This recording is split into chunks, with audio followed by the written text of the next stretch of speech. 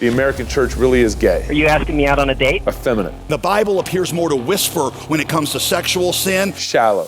I said, I want the African American 7. And full of cowardly leaders. Are we going to keep bickering over secondary issues? America desperately needs to return to the Father.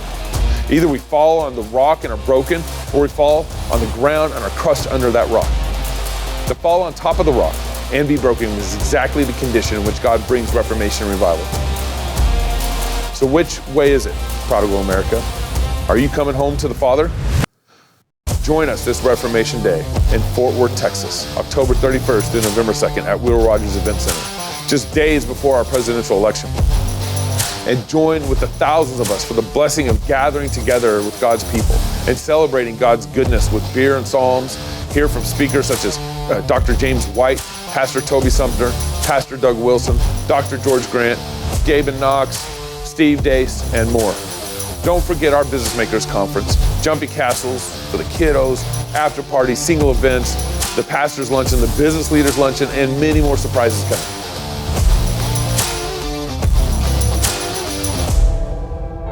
America has squandered her inheritance far too long. It's time she repents and returns home to her Father. Fight, Laugh, Feast presents Prodigal America.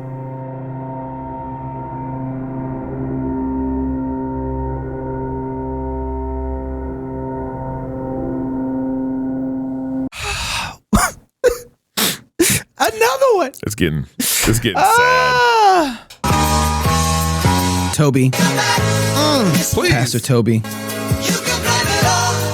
Gabe. He. The show. That's how I feel. That's how I feel. Gabe. The show. I am. This is so close to the original. I'm going to play this every show we do without Until Toby comes back. until he gets so sick. And people are like, please come back.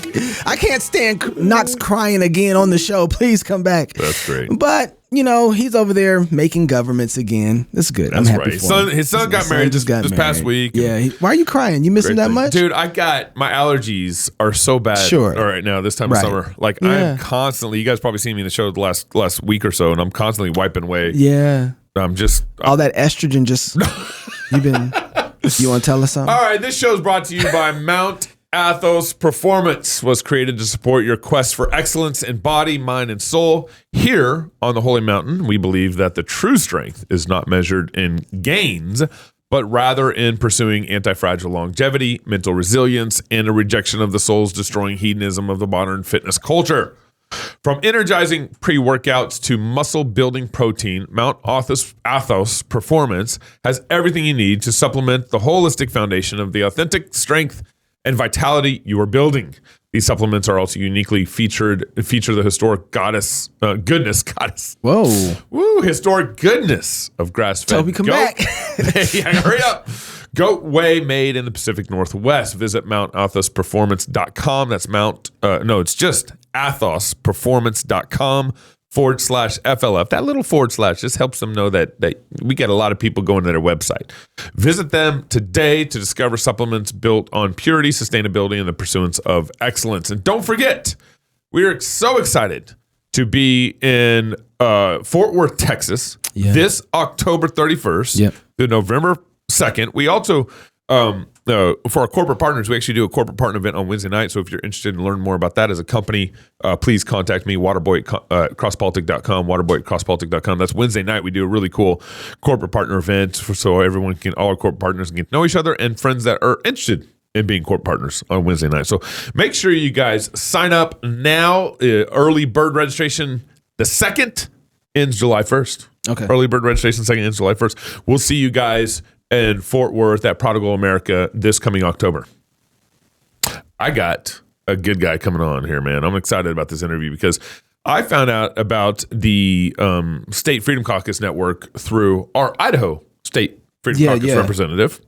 And our State Freedom Caucus here in Idaho has actually done some real good. We've been fighting back some of the kind of, no other way to say this, but leftist drift that's happening in our conservative party in Idaho. Yeah. If you guys remember, we had the director of the Legislative Institute come on and he did. You weren't here for that. No. The legislative Andy might even know this guy, but we had the director of the Legislative Research Institute. I'm probably getting the name wrong, but he analyzed Idaho. They analyzed each state to see, are they truly voting conservative? Oh no, I was here for that. Yeah, I was here for that. And he just showed us the stats. Like, you guys, it was pretty embarrassing. Yeah, it's pretty embarrassing. Yep. Idaho Freedom Caucus is trying to pull that back. Isn't Heather Scott a part of that? Heather Scott's a part of that's it. how Scott I found Herndon, about. Yeah. That's how I found out about. Anyway, so there's a nationwide network, and so I'm excited to bring Andy on, who's the executive director of the nationwide State Freedom Caucus network. So Andy, thank you for coming on the show. Hey, thanks for having me, guys. So, honestly, like I said, I don't know much beyond what my interaction with the State Freedom Caucus network here in Idaho, and would love to kind of just tell the story, how you began, why you had to start. It seems like a little redundant what you're doing. Explain to me what's going on. Yeah, so everybody knows about the House Freedom Caucus in Washington, D.C., or at least most GOP voters do. And they are the conservative North Star in Congress. If you want to know what's going on, you look to the House Freedom Caucus to tell you the straight story. Yeah. And then you've got their allies like Ted Cruz, Rand Paul, Mike Lee in the Senate. But the House Freedom Caucus is the most conservative members in the U.S. House, and they're the ones that we look to. But there isn't an equivalent at the state level. We've got 50 state capitals. I call them the 50 swamps because they're actually worse than the D.C. swamp. People are surprised when I say that, but it's true. But there is no Freedom Caucus at the state level. So we launched in December of 2021 to solve that problem. And what we did is we helped launch the Georgia Freedom Caucus. That was our first one. And then the South Carolina Freedom Caucus, then South Dakota, then Illinois, on and on and on, including Idaho. Our most recent one was the Missouri Freedom Caucus, and it was our 11th one. And our goal is to get into all 50 states.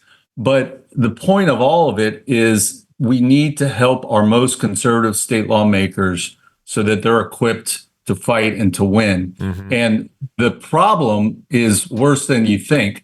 Think about the governor in any state, including Idaho. They have all the resources they need. Staffers, advisors, consultants, lawyers. They've got a press team. The same thing can be said for the woke agencies that run state government. They have everything they need. Yeah. Same with the lobbyists. They definitely have everything they need in order to grow government. All three of those entities have tremendous resources. But state lawmakers, in particular conservative state lawmakers, they don't have any of that. They're part-time lawmakers, which means their focus is sometimes on their full-time job and their families. They often don't have an office.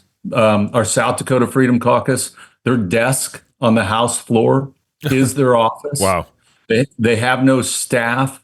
They don't have a press team. They don't have any of that. So it's no wonder that we're losing at the state level until we came along. And so what we do is we provide education and resources to these lawmakers so that they know what the bill reads. They know how to vote because they've had it explained to them. Because the only two people that are talking to state lawmakers is leadership in one ear and lobbyists in the other. And so what we do is we provide them everything they possibly can need in order to fight effectively. And we can get into this later, but we are succeeding beyond our wildest dreams. And I just wish we had started doing this earlier so that we could be in all 50 states right now. But we're at 11 and we're growing and we'll get there eventually. Part of as you're talking, I got a couple questions. First of all, I want to know, how are these people being selected to be inside of the caucus? Yeah, what standards? Are you guys just saying, we like you, you're in, do they have to pass a test? What is the standard by which you're going about selecting the people that become part of the most conservative group in America? Yeah, I mean, we basically only want to work with the most conservative members, right? And each State Freedom Caucus, they're in charge of their own caucus. They can invite who they want. But because we are like-minded and we're mission aligned, it's only the most conservative members. So it's it's fairly easy to identify who those people are. You just look at the scorecards, you look at their voting records, you look at their public, like their social media feeds. No Republican that supports tax hikes or killing babies or taking away our guns, they're just not going to make the cut. But the ones that are the loudest, strongest, most principled members are the ones that usually are in the Freedom Caucuses. What about those that support like government education? Do they still make it inside the Freedom Caucus too? You mean public education? No, government. Government, which would be public education. Yeah. No, I know that school choice is a contentious issue for a lot of people, but we do want to break that monopoly. We want to crush the teachers union. We want to get all the porn out of school. So the members that support those ideas, we definitely want to have on our side. Go ahead. I think to me, so I've seen the good work you guys do in Idaho. I know Maria Nate. She's outstanding. Yeah, fantastic. But not to like, I guess maybe to challenge you in this sense, like, should the GOP already be doing this? Like, why do we have to start? Should there be an immune system inside the GOP already? Shouldn't our Idaho Republican Party be doing this but why are we in this situation where it's like, okay, now we need a secondary organization within the conservative party to be able to help keep people conservative? Yeah. That's a great question. And that is the number one fatal conceit that we're trying to expose. And this rears its ugly head most often in red states like Idaho. I'll give you an example of Wyoming, just south of you guys. They have, in the Wyoming State House, they have 57 Republicans to only 5 Democrats. So you would think that they could pass all sorts of awesome conservative legislation and become an awesome state. Wow. Because of that. Yeah. But they're not doing that. And the question is why? Well, the reason is that Democrats who want to run for office know they can't get elected with a D after their name. So they simply put an R after their name, get elected, and then behave like Democrats. And the reason why they've been able to get away with is because, unfortunately, most people don't know who their state rep or their state senator is. When they turn on the TV, all they hear is what's going on in DC with inflation, the war in Ukraine, all those things. They don't know what's happening in their state capital. They don't pay attention. And that is a perfect environment for the establishment to operate. They like operating in the dark, like cockroaches. And so one of the things that we do as Freedom Caucuses is to expose that.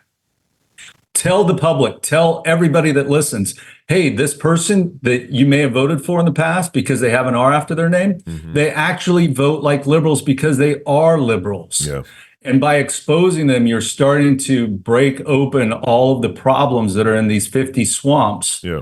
And once you do that, then the voters will respond accordingly and support Freedom Caucus members, support conservatives, and then that's how we're going to change this whole country. And Andrew, it's weird when you say this. I've always thought that if somebody, you said they take the D, they remove the D, and they just put an R next to their name. Wouldn't the Republican Party be the kind of thing that says, okay, where are you at on this issue before you get a chance to put our jersey on? Like vetting them. Like actually vetting them. Right. So anybody can just switch and there's no vetting whatsoever in between each party? The Republican Party, whether it's at the local level, the state level, the national level, all they care about is winning elections. And they want to grow the tent. They profess to have a platform of issues. They profess to believe in certain things. But at the end of the day, they just want to win elections. And there's a lot of money, a lot of special interest money behind that to help grow that. And so they basically get elected and then act like liberals. And that is unimportant to a lot of party officials because, hey, the R's are in charge, so we can do whatever we want. Now, the good news is that there are states that have strong Republican parties like Idaho, like Texas, like Oklahoma, even places like Colorado have strong conservative leaders in the GOP party, and they are helping us expose this problem. But by and large, most states and the federal level, the Republican Party is not behaving as it should. Okay, so I want to talk to you about local versus national in a moment, but before I do, part of the concern that I've heard from some folks as relates to the Freedom Caucus, not just necessarily you guys, but any sort of extra, we call it like parachurch ministry in the Christian world, parachurch politics, maybe parachurch. Yeah. Anyway, one of the problems that they have is that they're concerned about creating our own form of bureaucracy that becomes a part of the system without us trying to do that. You know, in one sense, I like the fact that we don't have a huge, I do wish that the Republicans, at least some of the representatives, had a desk that they can work out of office. But I like the fact that there's not a whole bunch of money driving everything that they do. At the same time, it doesn't seem like we get a lot accomplished. So we got to figure out how to play the game, but not play the game in such a way where we turn into the team that we're playing against. Well, I think what we're trying to do more than anything is just expose all of the facts that are going on in the state capitals to the voters, because the voters are conservative. The voters are with us. And I believe that at the state level and the federal level, I believe that there is a silent majority of conservatives in this country that want a limited government, protect our freedoms, and stay away from our families. Let us grow our families. And that's not happening, in part because of Republicans that are actually Democrats. And so when we reveal that to the public, we let the public then decide, listen, who do you want? Do you want this weak sauce Bud Light Republican, or do you want a Freedom Caucus Republican to represent you? And then we let the voters have their say. You know, actually, let me read this ad. Go ahead. I got a follow-up question. You guys aware that we have a new app, right? Come on. If not, you should download it right now. Head on over to your app store and type in Cross Politic or Fight Laugh Feast or Pub TV. Once you'll download the app, you'll be able to update your app. Or if you have a Droid phone, you got to delete it you got to delete the current app and then download the new app. Or just throw your joint in trash. Or that's the other option. So that's the best option, actually. This is the best way. This is our kind of our anti-fragile technology, because we get deleted by, suspended and censored by YouTube.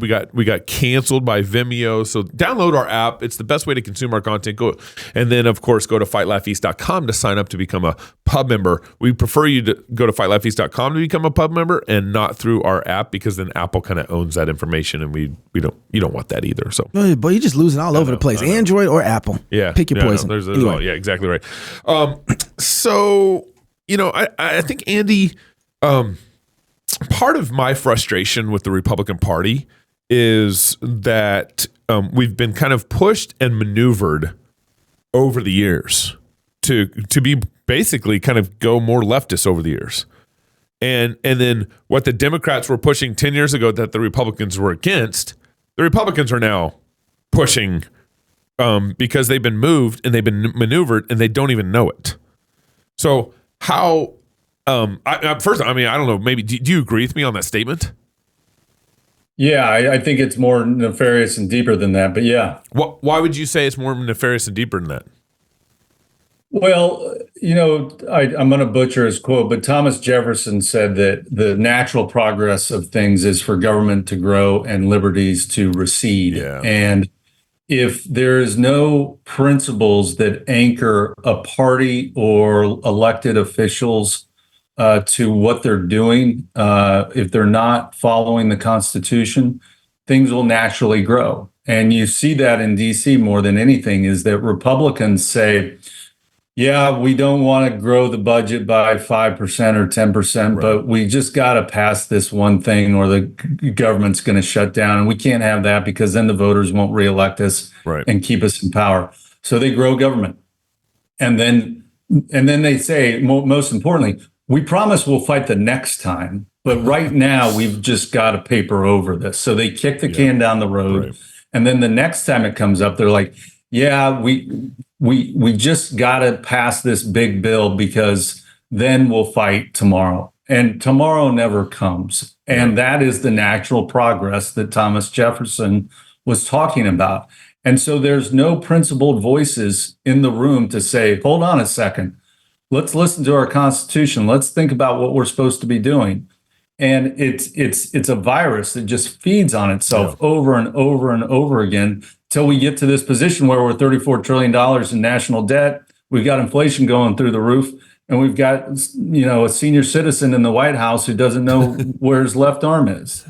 So that's just the nature of government. And that's what we're trying to stop. Yeah. And we believe the way to do that is at the state level. If we're going to save this country, it's got to be from the states. Yeah. It's got to be from the ground up. And that's what we're trying to do. So I got a couple recent things that have come up that I want to kind of ask you about. Can I ask a question before you? Because you're going to turn it real quick. I really want to drill down on the state level stuff because, Andrew, I'm sure you're seeing this as well. Or Andy, Gabe's got me thinking Andy now, but I'm sure you're seeing this as well. But everybody is really fighting for the national levers, the national stage, because they really believe that if we can get everything to change on the national level, then we'll be okay and we'll be fine if we can get the right person in the White House. But maybe I'm wrong about this, but do you believe, listen, let me tell you something. You fight the local battle and it won't matter who's in the White House one way or another. Is that a fair statement? Yes, I would say it differently, that we've focused on the federal level for so long that we've taken our eye off of the states, and the states have grown ridiculously large. And that's in part because they're addicted to the federal spending that comes into their states. But it's also the problem of Republicans and Democrats coming together in the dark. Like I said, nobody's paying attention to the state capitals. And they've been able to grow government without anybody knowing about it. And we've got to break that addiction. We've got to stop the states from just saying, please, can I have more porridge to the federal government? We've got them to fight back. And if you have the states fight back against the federal government, we're going to then be able to fight the federal government and get what we want at the federal level too. I firmly believe in my bones that if we're going to save this country, we do have to do it from the state level. So then where are decisive points of engagement that you see at the local state level where we can actually have some wins at? Well, first and foremost, the budget. I mean, that's the only thing that the state government should be doing, but they've been getting involved in all these other fights and all these other things, and they found new ways to spend money. So first and foremost, you got to fight the budget. You got to keep it from going up. And in Missouri, our Missouri Freedom Caucus, the Missouri legislature, they just passed a budget that cuts spending in real terms for the first time in several years. Wow. Our Louisiana Freedom Caucus, which is on an absolute tear. I will declare this right now, and I did on social media. Louisiana is the most conservative state in our country, not Florida. DeSantis has done great work in Florida, but Louisiana is the new gold standard when it comes to states. They cut their budget by $3 billion. So the budget. Whoa! Did you say $3 billion? Would it be $3 billion? They cut $3 billion off of their state budget. Their budget is now lower. The size and scope of the Louisiana state government is now smaller than it was last year, and that's because of our Louisiana Freedom Caucus. They went from 9 members to 21 members. They now have a governor that's conservative and is an ally with them. And so they've just been able to pass all sorts of amazing things through their legislature this year. I want to talk to somebody from Louisiana. Can you put us in touch with the director there? Yeah, absolutely. I want to know how they did that. Yeah. And what was the time period it took them to do that? Because that is has any other state cut? I'd like to know. Yeah. What did they cut? Has any other state been able to do that in recent history? Let me, I won't list all of them because it would take forever, but let me list all the amazing things they did. They cut the budget by $3 billion. They passed constitutional carry to protect our Second Amendment rights. They're the 29th state to do that. They will now arrest and deport illegal aliens, just like Texas did. They banned COVID vaccine mandates. They require teachers to use proper pronouns in schools. They closed their primaries so that only Republicans can vote in Republican primaries. That's a big problem across our country. Yeah. They banned teaching DEI in schools. They banned teaching gender identity in schools. They banned sanctuary cities. They banned ranked choice voting. I mean, on and on and on. They did all of these amazing things, and they did it just in the last 6 months. I'm trying to tell everybody this is the most underreported national story. Yes. Interesting. You know, Andy, this brings up another point of frustration for me. Actually, is I think some of those things are good and great, and I want to applaud that. But it was like, where were these people in 2020? Were half the freedom? Were they elected representatives in 2020? I mean, my governor here in Idaho shut down our state in 2020. It's like now they're all championing about freedom and well, maybe 2020 was a catalyst to what we get now. I don't know. Andrew, what do you think? I think all these people were still there, and now it just looks easy for them to do it, and they can get big wins when they should have been standing up in 2020. Well, at the risk of self-aggrandizement, I firmly believe it's because we now have freedom caucuses in these states. When you are an individual state lawmaker with no resources, no office, no staff, no press team, when you don't have any of those things and you don't lock arms with your colleagues, you're out there on an island. So in 2020, a conservative member of the legislature is like, well, I don't have the resources to fight this. I don't have time because I have a full-time job. I don't have resources. I don't have expertise in strategy and policy. I don't know how to fight this. And so the establishment won. But now that we have freedom caucuses in 11 states, we're challenging them every single step of the way, every day, twice on Sundays. How does a freedom caucus exist financially? Do you donate to it? What is driving financially how it exists? And I'm curious to know. So the State Freedom Caucus Network, the entity that I run, we are the ones that raise money from generous supporters from all across the country because they believe in what we believe in. And then we use those resources to provide these state lawmakers with all of the tools they need to fight. It's really that simple. In fact, I get angry at myself almost on a weekly basis that we should have done this years ago. But we only started in late 2021. But now that we're up and running, the only thing I want to do is get in all 50 states. Yeah. How do people help what you guys are doing?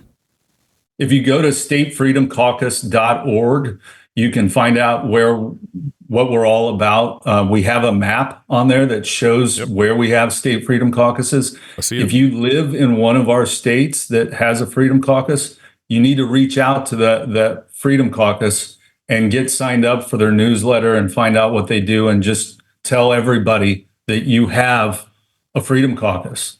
If you live in a state that doesn't have one, you need to contact your state rep or your state senator and say, what the heck? Why aren't you starting a freedom caucus? Does your voting record suggest that you're one of those D's with an R after their name? Just bring accountability so everybody in every state knows what's going on. Wow. That's fantastic. Hey, Andrew, I'm sorry, Gary, I'm just cutting you off. Did you want to ask any more questions? Because, I didn't. No, you trying to take up the... Good. Well, thank you for coming on the show. Appreciate you, brother. Randy. That was great. I just want to say thank you to a friend of ours who is a friend of the show because he's going to give us this. I'm not even going to do anything. I'm just going to let this. Intro? I'm just going to let this. This is our exit Jake out, Hughes, thank you so much for this. Our outro. Baby, what a boy. Pastor told me sometime. And the trumpet knocks. Let's go, let's go. If you're single, get married. If you're married, have kids. And if you have kids, go baptize them. Yes. Oh, wow. Go baptize your kids. Go baptize your kids. This Sunday. This is not politics, so baptize your kids. See you tomorrow.